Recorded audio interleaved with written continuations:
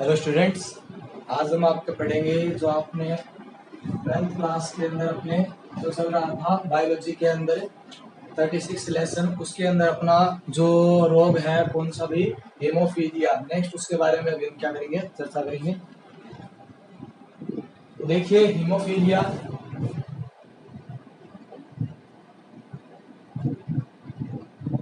ये अपना नेक्स्ट क्या है, आनुवांशिक रोग है।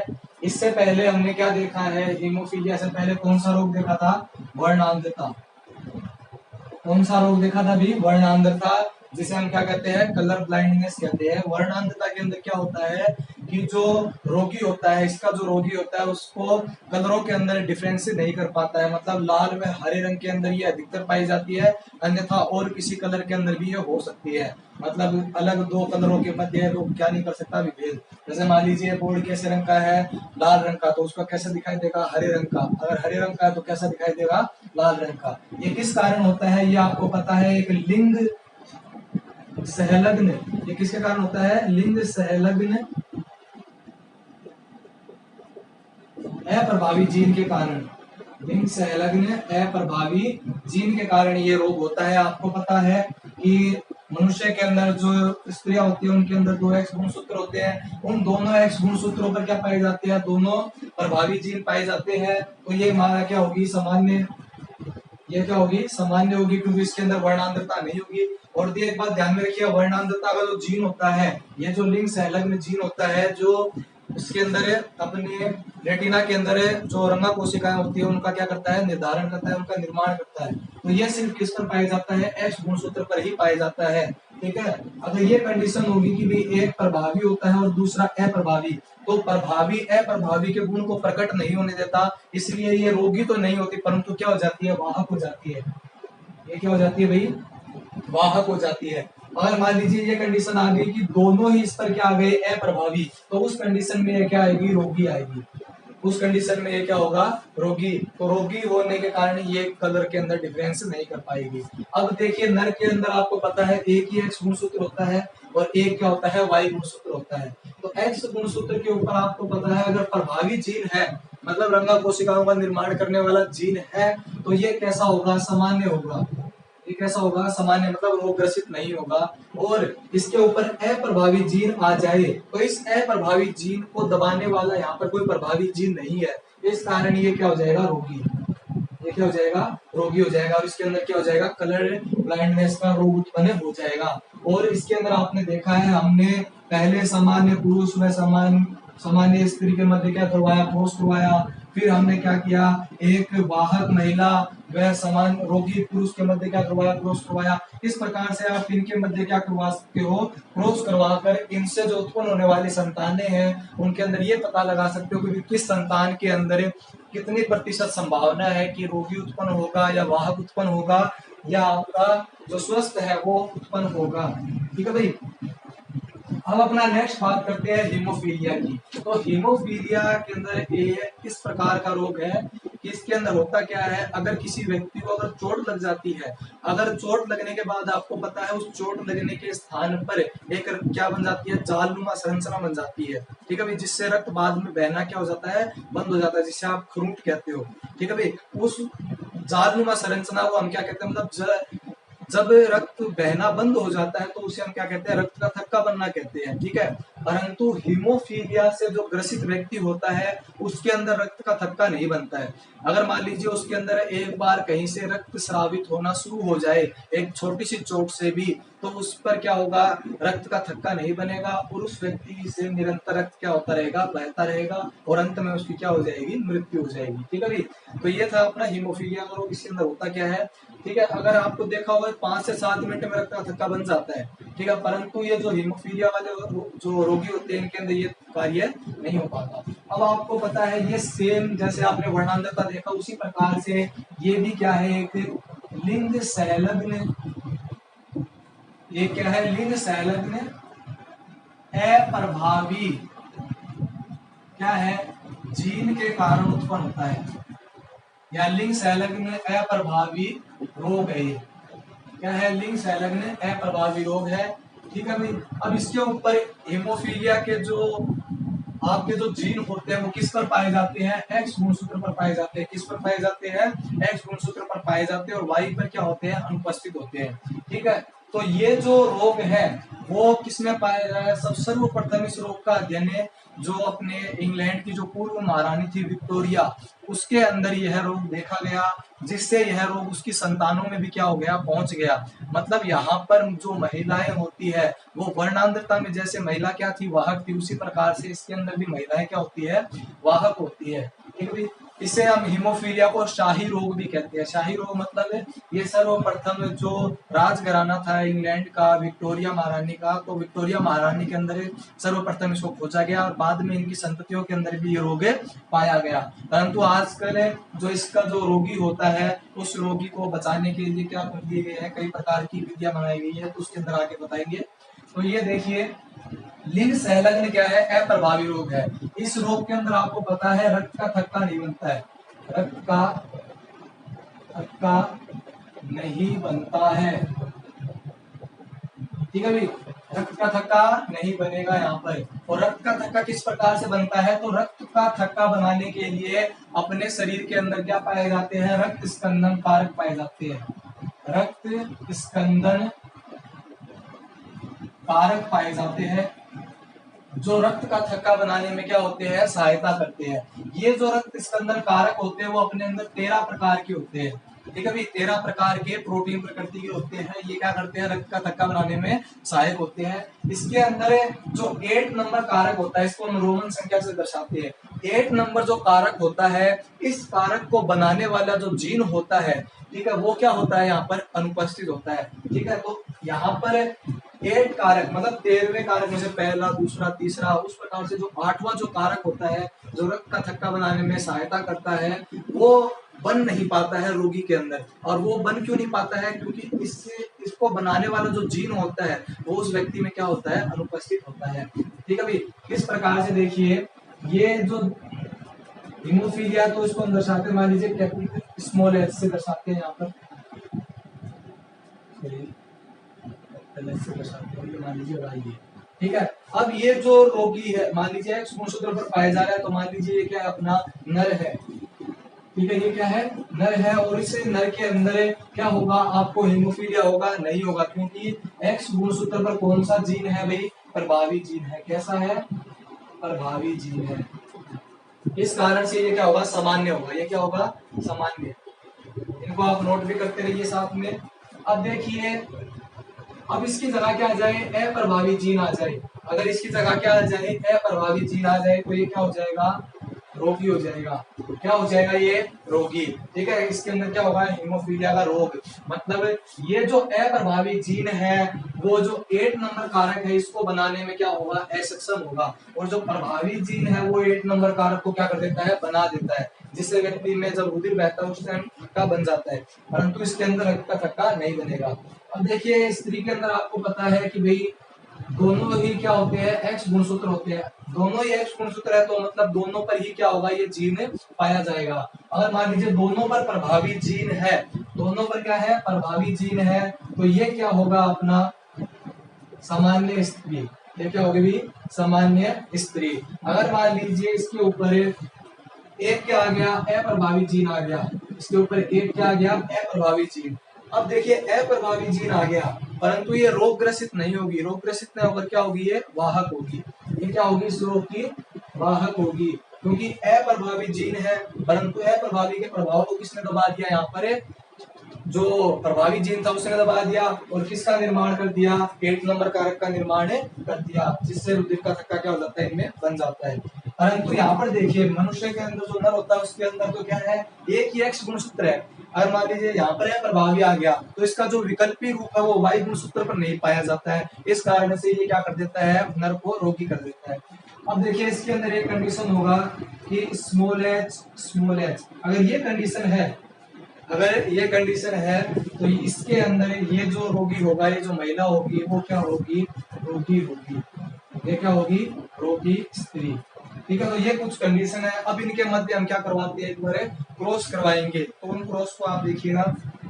पता चल गया भी। एक लिंग संलग्न अप्रभावी रोग है, मतलब लिंग गुणसूत्रों पर कुछ जीन पाए जाते हैं जो क्या करते हैं, रक्त स्कंदन कारक किसका, एड का निर्माण करते हैं। अगर वो जीन अनुपस्थित है तो मनुष्य को कौन सा रोग होता है, हीमोफीलिया रोग होता है। ठीक है भी। इसके अंदर अपने क्या है, रक्त स्कंदन कारक एड है, रक्त का धक्का नहीं बनता है। अगर जो छोटी सी चोट लगने पर व्यक्ति को क्या होता है, रक्त बहने लगता है शरीर से और वो रुकता नहीं है। अब इनके मध्य हम क्रॉस करवाते हैं, तो देखिए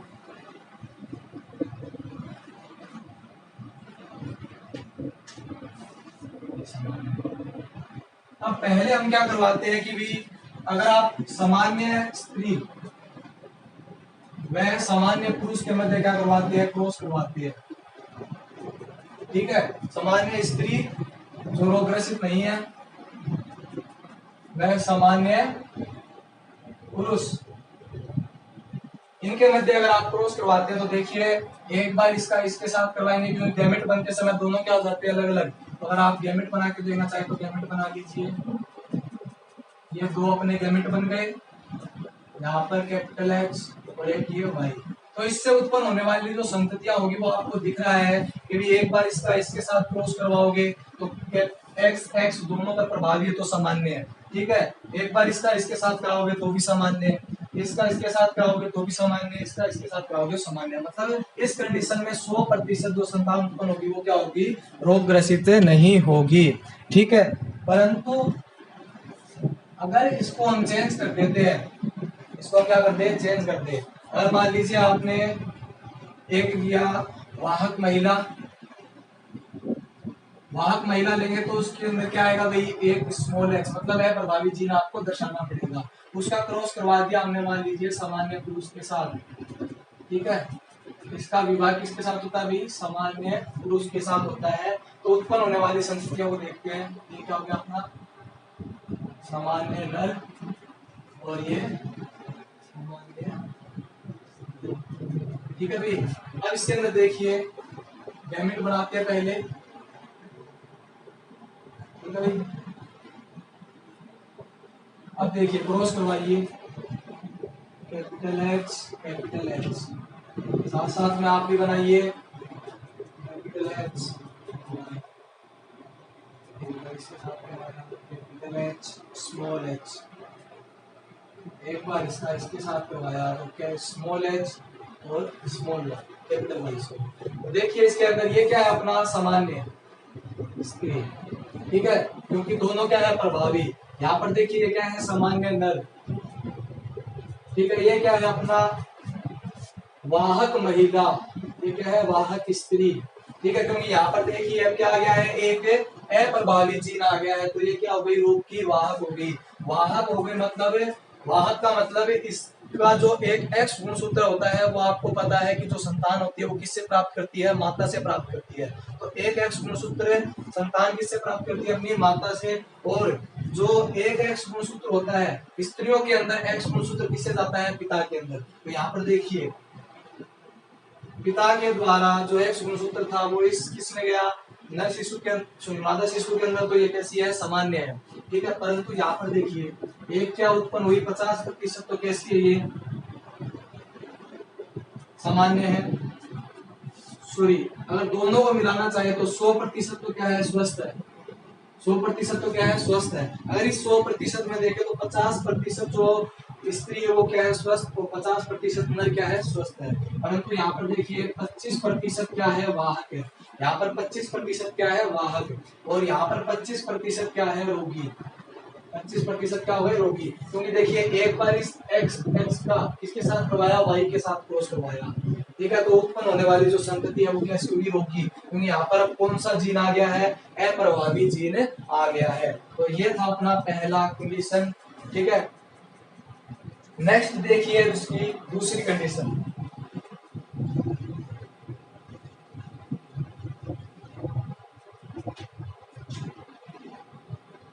अब मान लीजिए यहाँ पर हम क्या कर देते हैं, रोगी, सॉरी रोगी तो होगी नहीं, यहाँ पर सामान्य न लिया था तो ये तो वाहक हो गई मान लीजिए, सॉरी सामान्य महिला, सामान्य स्त्री और रोगी पुरुष। सामान्य स्त्री वह रोगी पुरुष, रोगी पुरुष। इनके मध्य क्रॉस करवाएंगे तो देखिए एक बार इसका इसके साथ क्रॉस करवाइए, कैपिटल एच एक्स एच, ठीक है भाई। एक बार इसका इसके वाई के साथ क्रॉस करवाइए, मतलब एक का क्रॉस हम इन दोनों के साथ कराते हैं, फिर अगले का क्रॉस इन दोनों के साथ करवाते हैं, ठीक है, बारी बारी। कैपिटल एच वाई, अब इसका इसके साथ करवाइए, कैपिटल एच स्मॉल एच, और यहाँ पर देखिए कैपिटल एच वाई, ठीक है। तो ये देखिए क्या हो गई, सामान्य स्त्री, और ये क्या है अपना सामान्य नर, ये क्या है सामान्य स्त्री, सॉरी वाहक, ये क्या हो गई वाहक स्त्री, और ये क्या है अपना सामान्य नर। तो देखिए 25% क्या है वाहक है, 25% क्या है वाहक है, और यहाँ पर देखिए 75% क्या है स्वस्थ है, 75% संभावना क्या है स्वस्थ संतान उत्पन्न होने की क्या है संभावना है, ठीक है। तो एक कंडीशन में संतान उत्पन्न होगी, वो क्या हो सकती है वाहक हो सकती है, कौन है स्त्री, मतलब ये रोग स्त्रियों के अंदर नहीं होता है, वो क्या होती है वाहक होती है। अब स्त्रियों के अंदर रोग कब उत्पन्न होगा, तो देखिए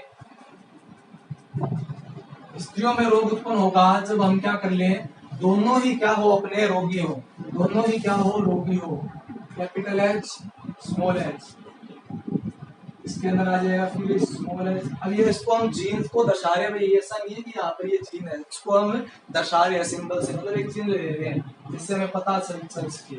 अब ये दोनों क्या आपने देखिए, ये क्या हो गया वाहक, दोनों ही क्या, इसमें एक क्या होना चाहिए वाहक स्त्री का क्रॉस हम किसके कराते हैं रोगी पुरुष के साथ, रोगी पुरुष के साथ। तो इसके अंदर देखिए उत्पन्न होने वाली संतति के अंदर अब आपको जो एक स्त्री दिखाई देगी वो रोगी होगी, कैपिटल एच, फिर आगे इसके अंदर स्मॉल एच, ठीक है, कैपिटल एच वाई, फिर इसका इसके साथ क्रॉस करेंगे स्मॉल एच, फिर यहाँ पर देखिए स्मॉल एच वाई। अब आप यहाँ पर देखिए ये तो क्या है सामान्य है, ये क्या है सामान्य है, ये भी क्या है सामान्य है, ठीक है। परंतु यहाँ पर ये देखिए ये जो है वो क्या हो गई रोगी स्त्री या रोगी महिला, ठीक है, रोगी स्त्री या रोगी महिला, और ये क्या है रोगी नर।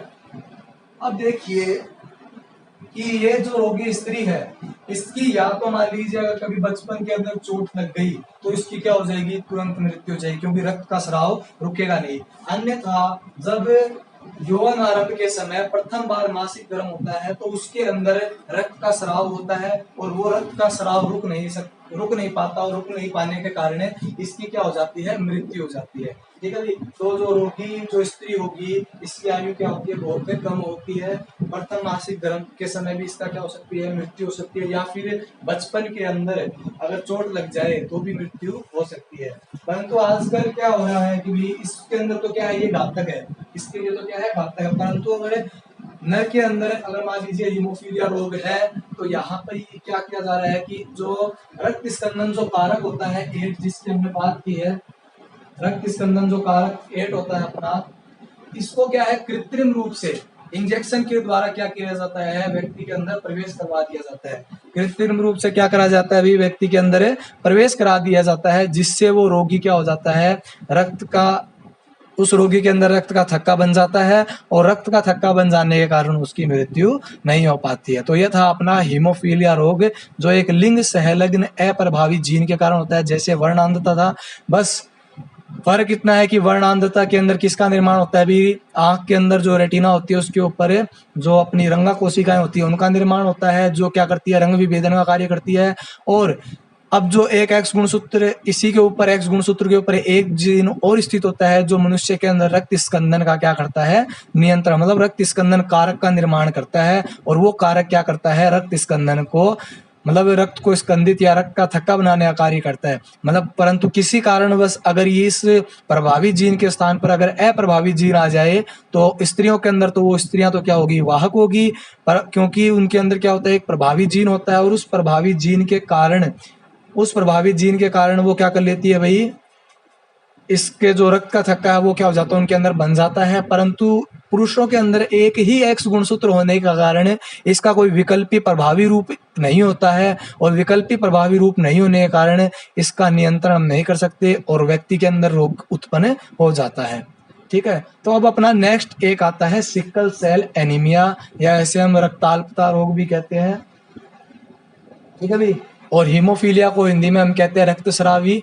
तो अब देखते हैं अपना नेक्स्ट रक्ताल्पता रोग, जिसे हम क्या कहते हैं, सिकल सेल एनीमिया। आप इसके बारे में पढ़ भी चुके हैं, तो थोड़ा देखते हैं। तो देखते हैं नेक्स्ट अपना sickle cell anaemia. Sickle cell anaemia जिसे आप रक्ताल्पता रोग भी कहते हैं, ये किसके कारण होता है? देखिए, पहले तो ये ऑटोसोमल जीन के कारण होता है। ऑटोसोमल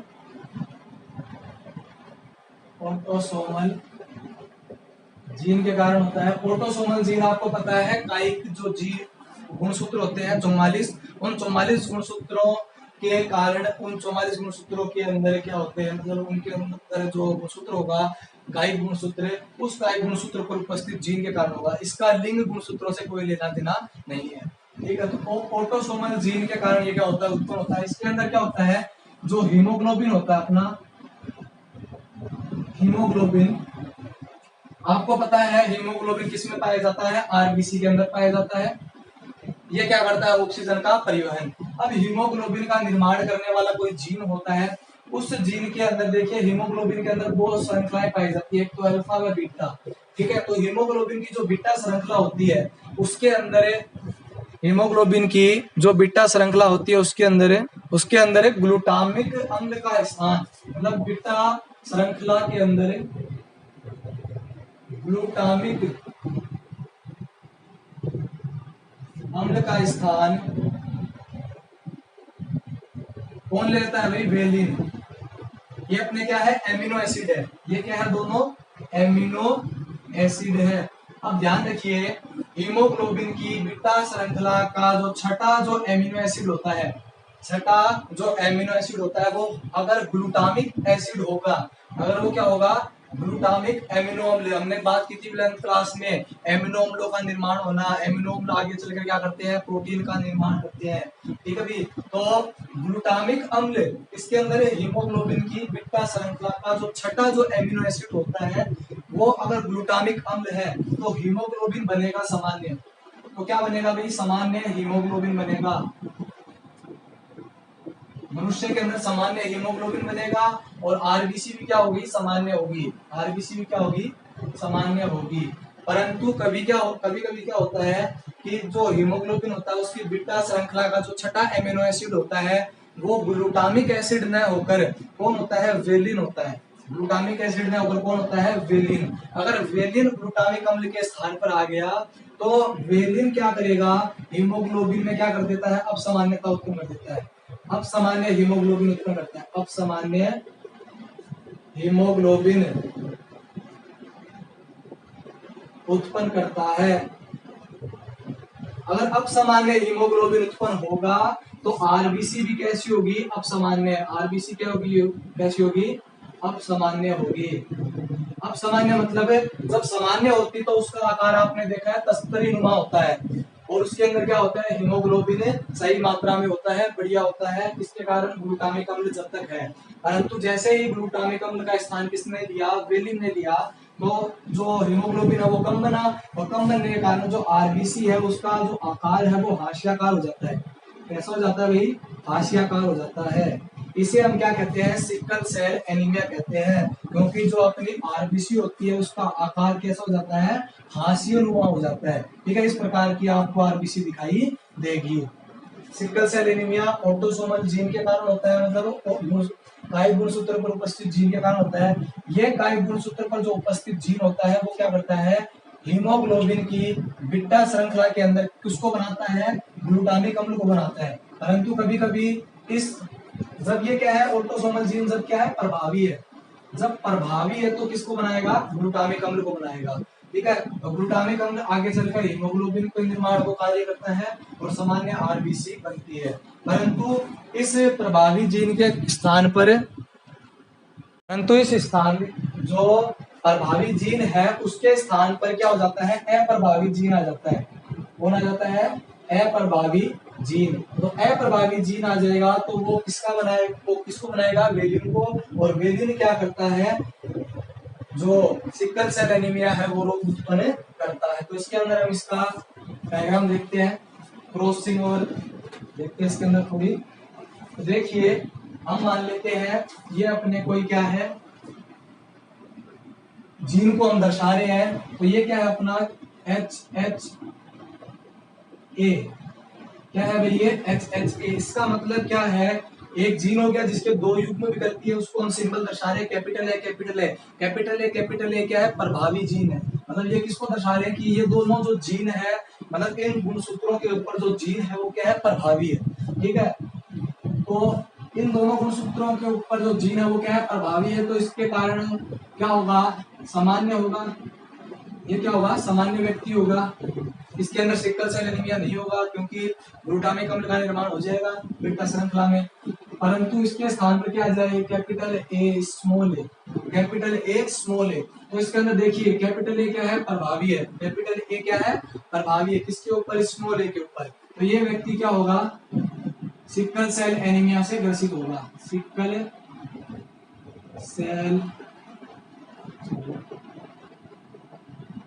सेल एनीमिया से क्या होगा, रोग ग्रसित होगा।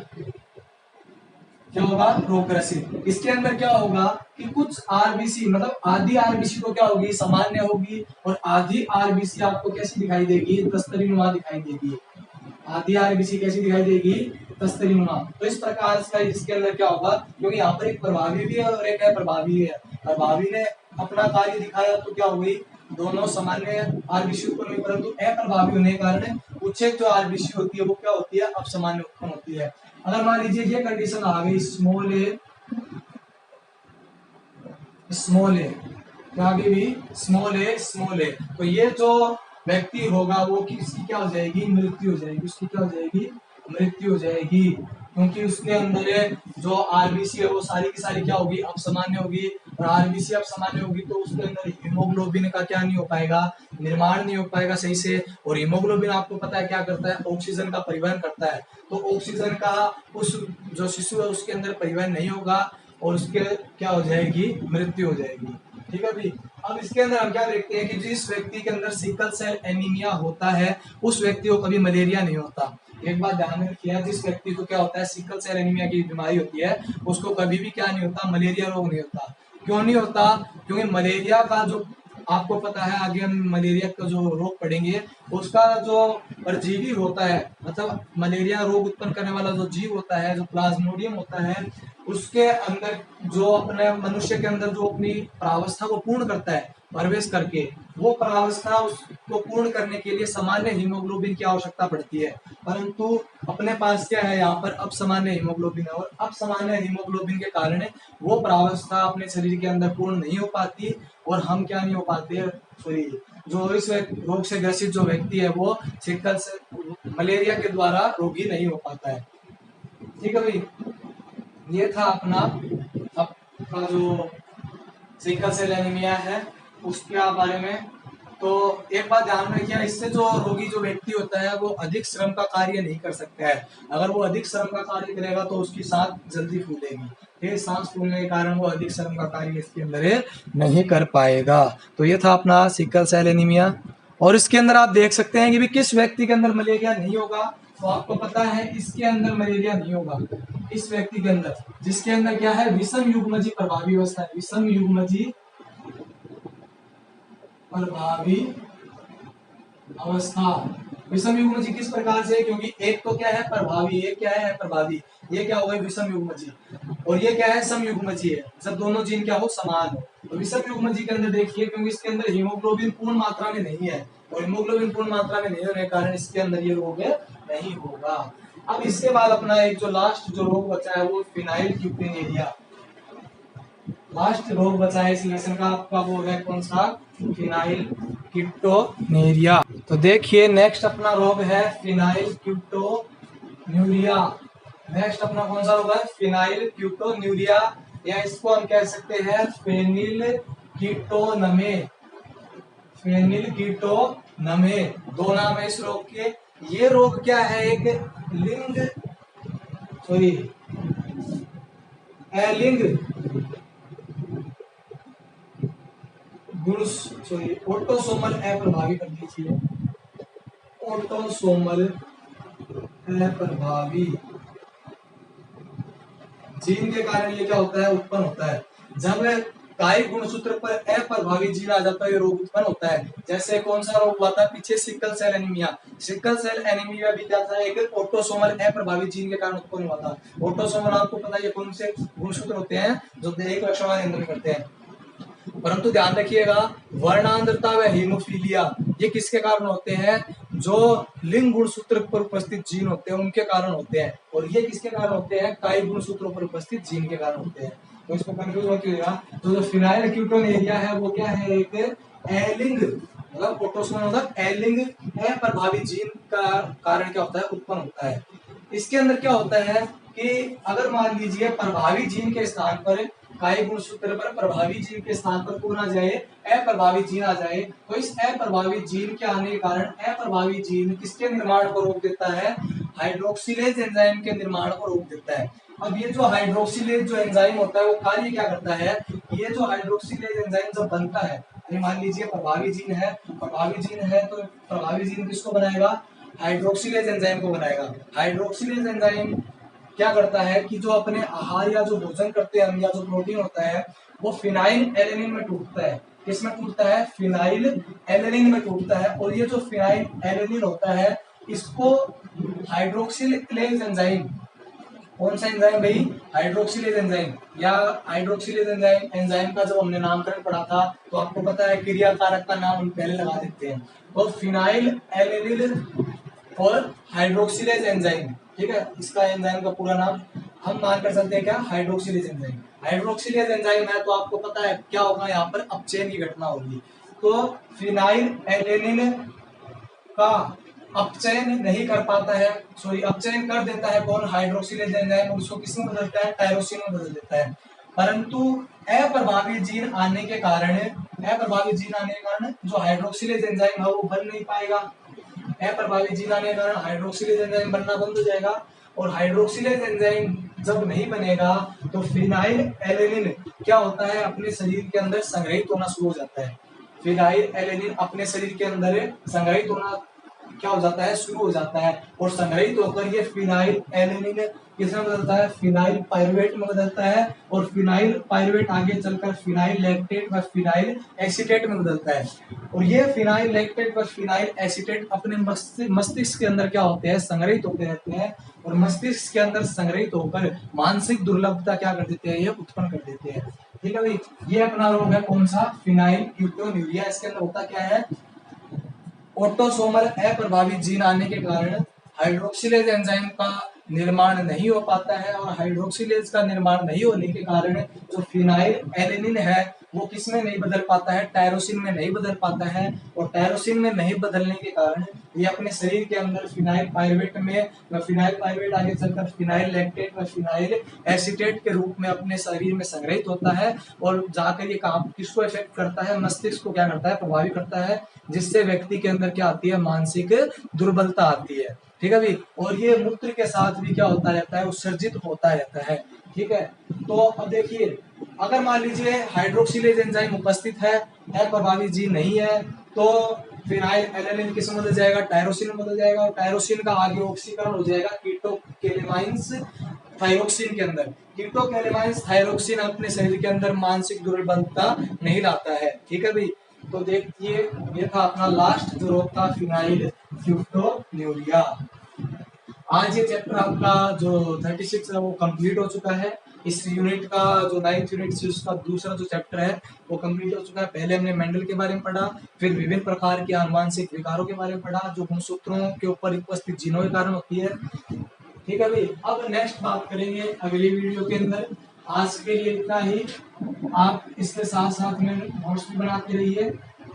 अगर किसी क्वेश्चन के अंदर मान लीजिए कोई टॉपिक के अंदर कोई दिक्कत है तो हमें कमेंट करके जरूर बताइए करिए, क्योंकि ऐसी बात नहीं है कि अगर पढ़ेंगे तो दिक्कत तो जरूर आएगी, कहीं ना कहीं किसी ना किसी टॉपिक में जरूर आएगी। ऐसा तो मान लीजिए अगर अच्छी बात अगर समझ में आ रहा है तो अगर मान लीजिए किसी भी टॉपिक के अंदर कहीं पर कोई दिक्कत होती है तो सर को बता दीजिए, अभी हमको ये टॉपिक या लेसन समझ में नहीं आया है, और साथ साथ में इस वीडियो को भी आप शेयर करते रहिए, ठीक है। और पूरी जो वीडियो है वो क्रम वाइज देखिए, ठीक है। अगर मान लीजिए अगर आप वीडियो को बीच में आप मान लीजिए एक दिन छोड़ दी, दूसरे दिन दूसरी देख ली, तो चैप्टर आपको समझ में नहीं आएगा, ठीक है भाई। तो आज के लिए इतना ही। Thank you, good bye.